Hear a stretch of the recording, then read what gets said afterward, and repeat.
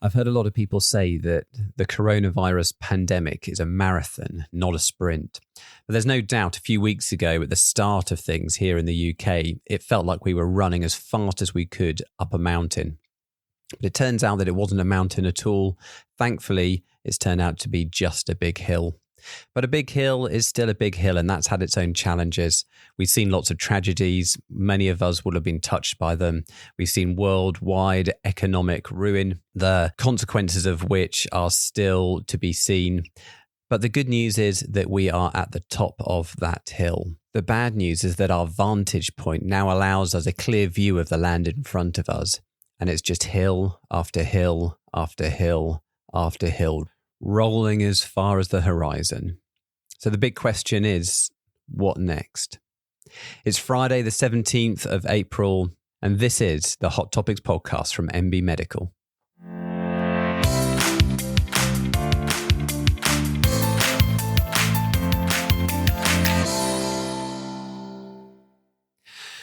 Welcome back, everyone. Thanks for joining us once again. So it's Neal Tucker here from the MB Medical team, taking through the next 20 minutes or so of this coronavirus special podcast. And it's been a couple of weeks since I last joined you, so there's lots and lots to catch up on. I hope you're all doing well wherever you are. I know that around the country, for many of you, the worst case scenarios that were projected for coronavirus haven't emerged, which is fantastic. But of course, it's still there. It's still bubbling away. We're still seeing these patients. We're still having to manage them. And so as ever, we're going to start today having a little review about what we've learned about coronavirus over the last 2 weeks from the journals and the guidelines, etc. And then we're going to have a little think about planning for the future in primary care and how we're maybe going to have to change practice over the next 12 to 18 months or so, maybe even longer, how we're going to have to adapt to accommodate a world with COVID-19. I hope you've managed to have some downtime over the last couple of weeks. This was the Easter that never was, so cancelled for the NHS. Practices open on Good Friday and Easter Monday, largely sitting around twiddling their thumbs because for the general population, even if they're stuck at home, it's still Easter. In fact, for many of you, it may have been a good excuse to get out of the house and actually would be more relaxing than staying at home. And I'm living under the constant threat of my wife giving me a haircut. Now, after I've seen what she's done to my eldest son a couple of weeks ago, I am not looking forward to this whatsoever. But it's still slightly better than the fear in her eyes when she starts thinking about trying to get a haircut, knowing that I'm the one with the scissors. And apart from these hurdles, I'm rather enjoying the simple life. It turns out that one of the biggest stresses in my life, and so many of ours out there, is choice, too much choice. So the fact that our options are so limited at the moment, I find absolutely liberating. I realize it's the same reason I like shopping in Aldi. It's not just that my food bill for the week is half the normal price. It's that I go in there and they've got one type of bog roll. I'm grateful they've got any, to be honest, but they've got one type of bog roll. I get the one type of bog roll. Job done. And I think that around the country, many people are rather enjoying the lack of the kind of frantic, frenetic life that we've been living for such a long time. Call it a COVID positive. Let's enjoy it while it lasts because it won't last forever. So what have we learned in the last couple of weeks? Well, I think let's first talk about the effect of coronavirus on Black, Asian and minority ethnic populations around the UK, because it can't escape any of our attentions given that they were so widely publicised in the media that such a significant proportion of the healthcare worker deaths appear to be within this population. And among the GPs that have died, a pattern seems to be emerging. So typically older, male, Asian doctors. But what's really interesting is that on a broader level, on a wider level, in the general population, we just don't have the ability to break down the mortality data into different ethnic groups at the moment. So off the back of that, we can't say that this is definitely a thing. However, it's really interesting that in America, they are starting to look at this data. And there's no doubt that Black and Hispanic communities are doing much worse. And if you are an individual in those communities and you get coronavirus, then your outcomes are likely to be much, much poorer. So there was a fascinating editorial in JAMA, and it was quoting some of the statistics that are already emerging from the US. So take Chicago as an example. 50% of cases of COVID-19 and 70% of the deaths from it are in Black African American people, even though they only represent 30% of the local population. And there's a lot of reasons why this may be the case, and likewise why the Asian community here in the UK seem to be at higher risk. So could it be something genetic?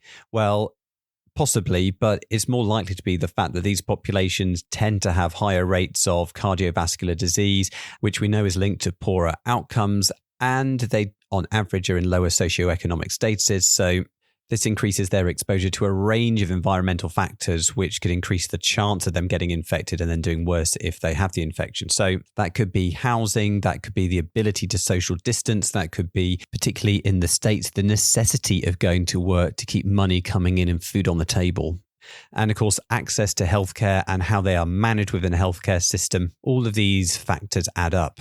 What lessons can we learn about this for healthcare? Well, I think we do need to think very carefully about the clinicians among us who are at highest risk, and we do have a duty to try and protect them.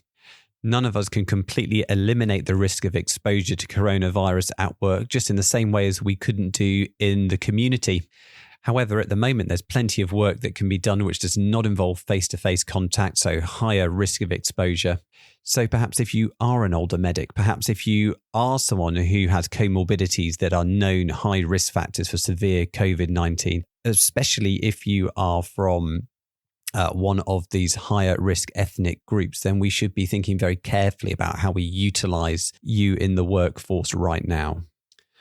What have we learned clinically in the past few weeks? Well, one of the things that stood out to me was I've had lots of people emailing in saying how they've experienced either themselves or had patients who have had clear COVID-19 and described quite bad chest pain. And particularly on social media forums, discussion groups, I've seen a lot of people talking about this being myocarditis. And I think some of the initial reports out of China about the associated complications of coronavirus had suggested that some people did have myocarditis. However, I was watching a report from the European Society of Cardiology a few days ago, and they were very clear there have been no proven cases of myocarditis in Europe associated with COVID-19. Now, this could be complicated by the fact that to get a definitive diagnosis of myocarditis, actually cardiologists want to biopsy your heart to prove it. And so, of course, this is not done very frequently. However, in postmortems and at times where they have had to go and do that kind of procedure, they haven't actually found any evidence of it. So there's no doubt that people are getting chest pain. It just probably isn't myocarditis. So what else could it be? Well, there are higher rates of myocardial injury in people with COVID-19, particularly if they've got existing cardiac risk factors. So they are more likely to have a heart attack. They are more likely to have angina. They are more likely to have heart failure. So we do need to be mindful of that. We do need to be cautious in this group, particularly if they've got existing cardiac risk factors, and manage them aggressively if we suspect an acute cardiovascular problem. I think people do also get some kind of non-cardiac pain as well, whether that's being generated within the chest wall, the esophagus, the lungs themselves. I have absolutely no idea, but that does seem to be a common feature. Now, I signed up to go and work in a local hot hub this week, but due to an administrative error, when I got there, it turned out it was vastly oversupplied with GPs, and I was clearly surplus to requirement. But it did give me an opportunity to have a chat with some of the doctors there who had been on the front line for a couple of weeks, managing lots of acute patients. And they've been doing that predominantly in the car park, doing in-car assessments, trying to keep the hot hub as clean as possible and minimize the risk to themselves and to the rest of the staff. And it sounds like this had worked pretty well. But they said one of the most useful things that they were doing was checking oxygen saturations after the patient had done a bit of exertion. And so you may have come across this idea about getting patients to do 40 steps and then seeing if they desaturate. Now, I have been unable to find any data on this whatsoever, or indeed any strong national recommendations for this approach. However, there have been plenty of reports of seeing patients who have perhaps slightly borderline SATs, maybe just under the threshold at which you might be sending them in, and then you get them to exert themselves slightly and it drops even further. And of course, that puts them into a much more worrying risk category.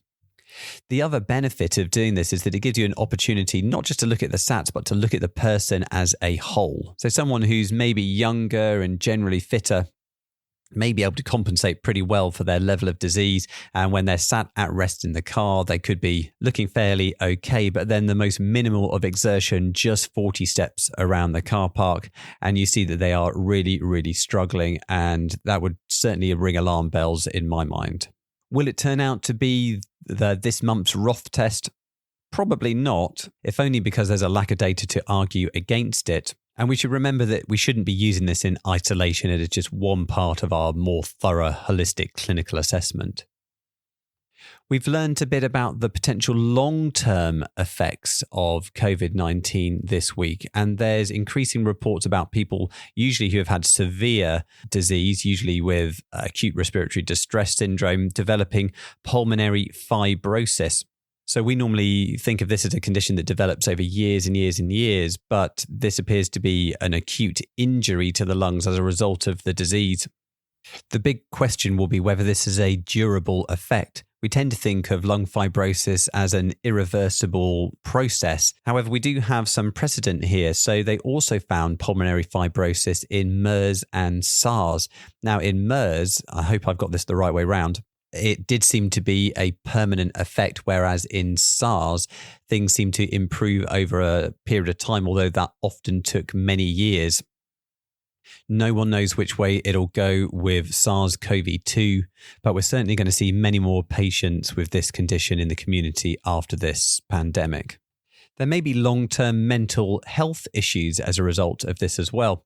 In the short term, we've seen people go kind of either way in my practice. So a lot of people actually have their mental health seems to be improved. The simple life that I've talked about, the lack of options, perhaps the lack of social contact for those who had some social anxiety, things seem to be improved. There are some, of course, who have got a lot worse as well. And people with OCD or psychotic illness seem to be having a pretty tough time at the moment. But in the longer term, there's speculation that people might actually start having PTSD from this, particularly if people have been severely unwell. And so in these groups, I think it's very important that they are offered some kind of psychological support after severe illness. And the other condition that's been speculated about over the past week, and there isn't any data on this because it's way too early, is for the potential of increased rates of chronic fatigue syndrome. This has been considered because after SARS, they found that a significant minority, and some of the data suggests about 1 in 10 survivors, went on to develop chronic fatigue syndrome. And of course, that's much higher than the rates that we would expect to see in influenza, Epstein-Barr virus, and the like.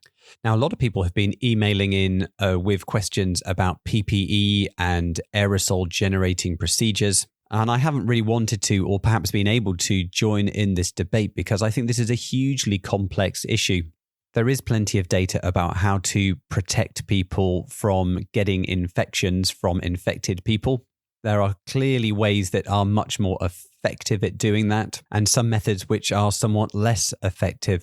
But all this needs to be taken into the context of access, availability, not just for a practice or for a hospital, but for a country around the world as well. And it is a hugely complex issue. I think the thing that we shouldn't forget, the most important thing that we can do in primary care to protect ourselves is to do effective triage over the phone or over video, trying to work out which of those patients may have coronavirus, and for those that do, how we can manage them as safely as possible while minimizing our exposure to them. And for those that we do need to see face to face, the key point that's come out again and again, and which has been hammered home in a BMJ article this week and another excellent in-depth evidence review by Tricia Greenhalgh from the Centre for Evidence-Based Medicine. The key point is that face masks do work, even down to the standard surgical ones that we have in practices, but they are much more effective at stopping someone spread the infection to you than they are at you catching the infection of someone else. This is fairly intuitive. So the condition is largely droplet spread.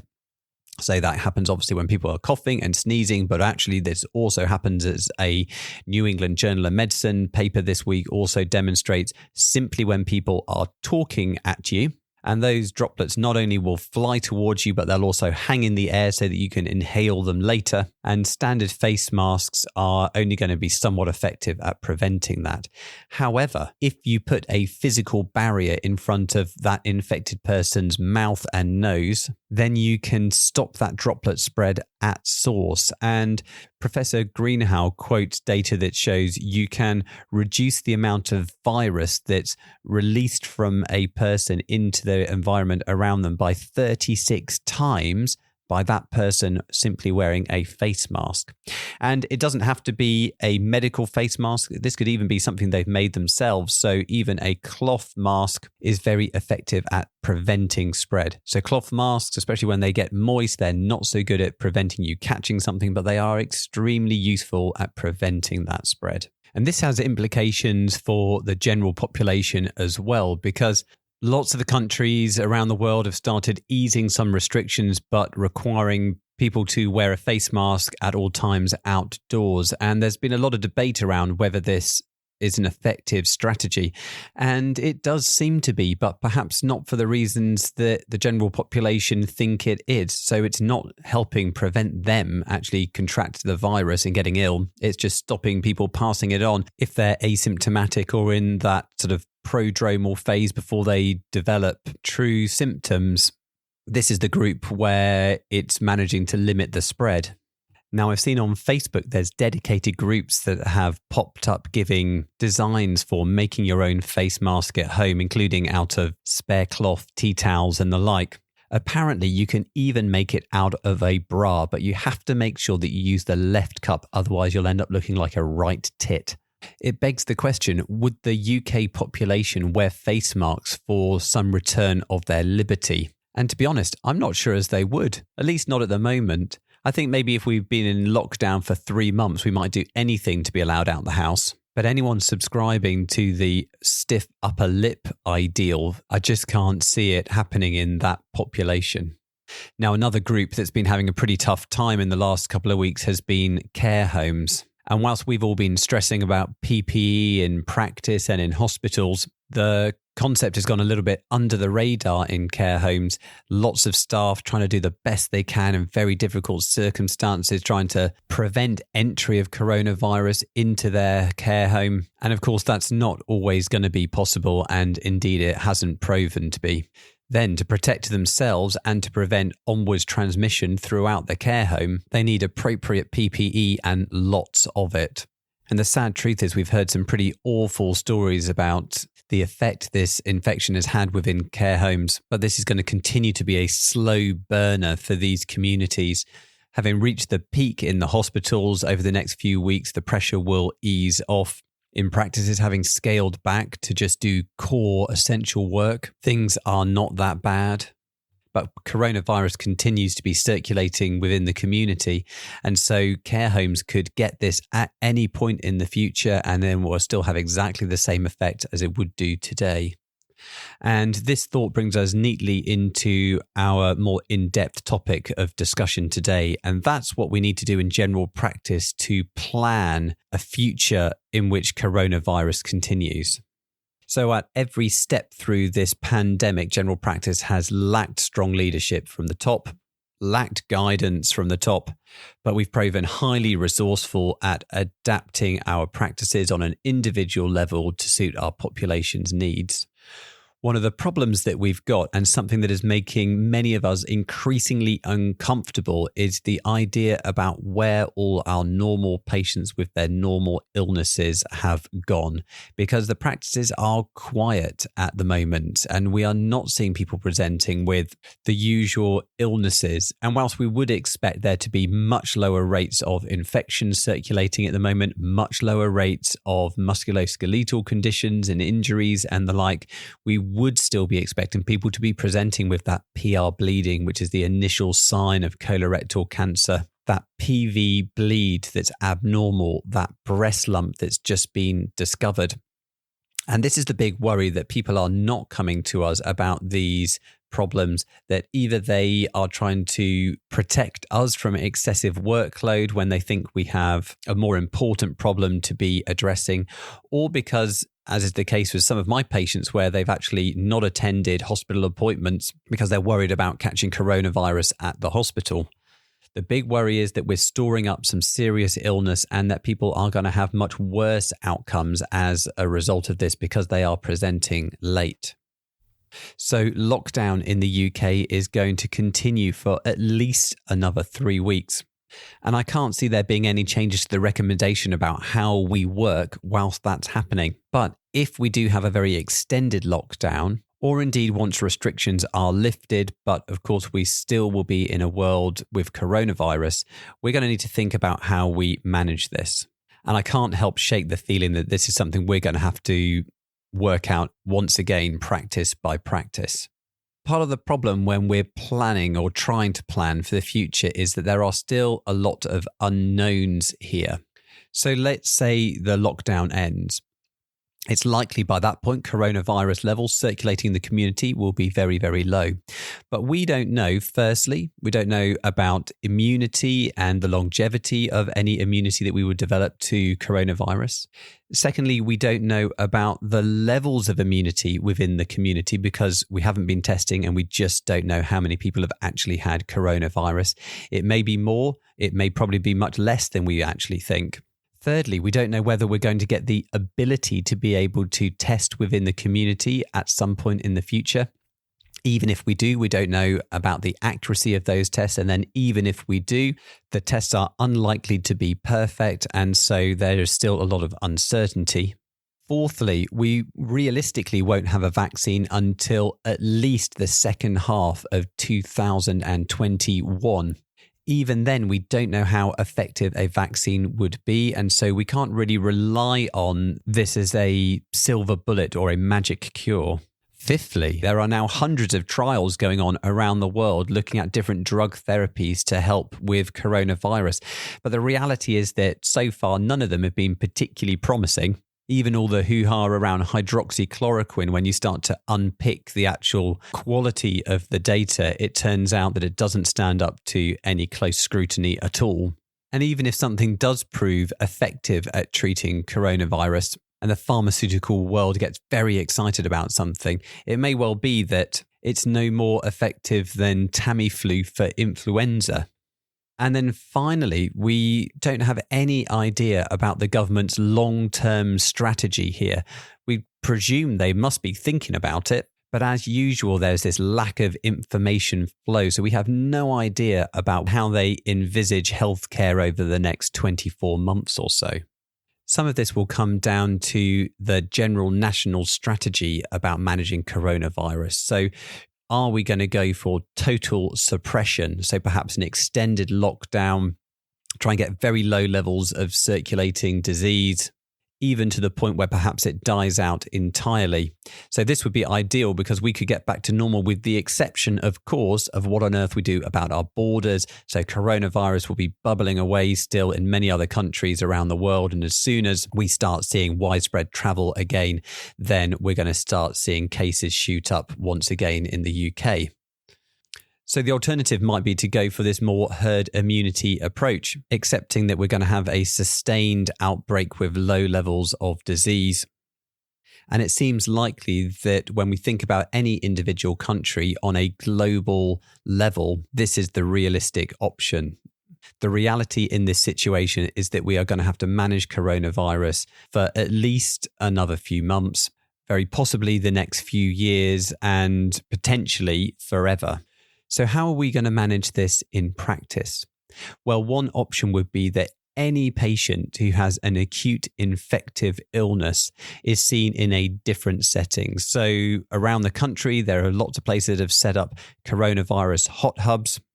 We have them in my local area. They are being run by very dedicated staff. But the reality is that at the moment, they are overstaffed and under-COVIDed, and clearly not financially sustainable in the longer term. So you could amalgamate these, streamline them into just a few centres. They can see all of the potential COVID patients, leaving practices to be clean, safe places, especially for those on our extremely vulnerable groups. This will work quite well in major metropolitan centres, but of course will be very difficult to manage on a more rural, low population density setting. An alternative would be that practices could try and do the same thing, but within the practice themselves, to segregate areas for clean and dirty patients. Continue to do effective telephone triage of that group so that we can identify those who are at higher risk, or indeed continue to manage patients in their cars, in our car parks. And this is a good concept, doing it on an individual practice level. But this is predicated on the idea that you have the facilities to be able to allow it. Not all practices even have a car park. And if they're driving through, they're literally driving through the main road. So then a third option would be just to forget about segregation and mix everyone in together and hope for the best. But of course, it's the most vulnerable then who are going to be at the highest risk. And if I'd spent the last 3 months shielding, then I'd probably feel pretty aggrieved if when I finally got to go back to my practice, I end up sitting in a waiting room across from someone who's coughing their guts up from probable COVID-19. The reality is that there is going to be no easy answers when there's still so much uncertainty around coronavirus. But we need to start planning so that we can start encouraging those patients who do have important symptoms back into the practice, back into the system, and back into the healthcare that they need.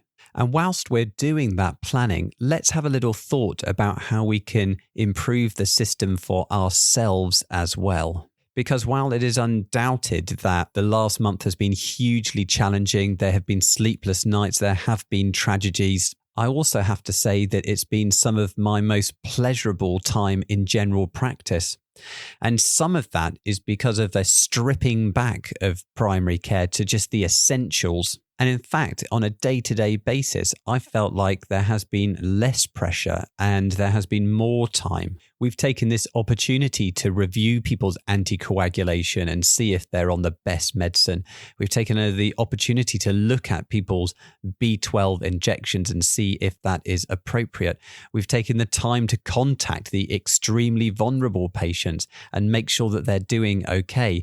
Imagine how good our care could be if we just had that bit more time to spend with those patients who do need it the most and not those who can access it the best. Time to discuss with our colleagues about those complex cases where our collective knowledge could be hugely beneficial. Time to think, time to relax, time to eat lunch, to take a break, to go home on time and not 3 hours late. This shouldn't be an anomaly due to a pandemic. This shouldn't be a privilege. This should be the norm. It should be the right in a fair workplace, in a fair system. It allows us to be the best that we can be. And if the last 5 weeks have shown us anything, it's that best is very good. So how can we maintain this? How can we stop ourselves from slipping back into that frantic, frenetic day that is normal general practice? Into that same unrelenting, stressful, exhausting, burnout-inducing work? Because general practice is important. The jobs that we do are important. The care that we provide is hugely valued by patients and hugely satisfying for us when we have the space to do it in the best that we can. So perhaps now is the time for us to challenge those in authority, to question whether so much of the work that we're forced to do is truly valuable to our patients. We redesigned primary care in the space of 4 days, Perhaps now we could redesign it again as we come out of this pandemic into something that is at once better for our patients, but also better for ourselves as well. Just whilst we're thinking about non-COVID related general practice, so next Saturday on the 25th of April, we will be running a live interactive online hot topics course. It's the course we would have been doing on our spring tour right now. So you'll still be able to ask questions. We will post you out a book. And if you can't join us next Saturday, don't worry. You can also sign up just for the on-demand version. So it's already been recorded. It's all available there. Lots of important stuff that's come out prior to coronavirus appearing on our radars that we need to stay up to date with. So do check out the website, mbmedical.com, for all the info. Also, if you haven't seen them yet, there are our free online webinars for managing coronavirus. So initial assessment, managing complex comorbidities in COVID-19, and end of life care. So all of those are now on the website. There's associated Keep It Simple summaries that you can download from the KISS tab on the mbmedical.com website. You can contact us on Facebook, on Twitter, so at GP Hot Topics or at Dr. Neal Tucker. And you can email us on hottopics@mbmedical.com. So I hope the next week is good for you. Look after yourselves and we'll see you soon. Bye-bye.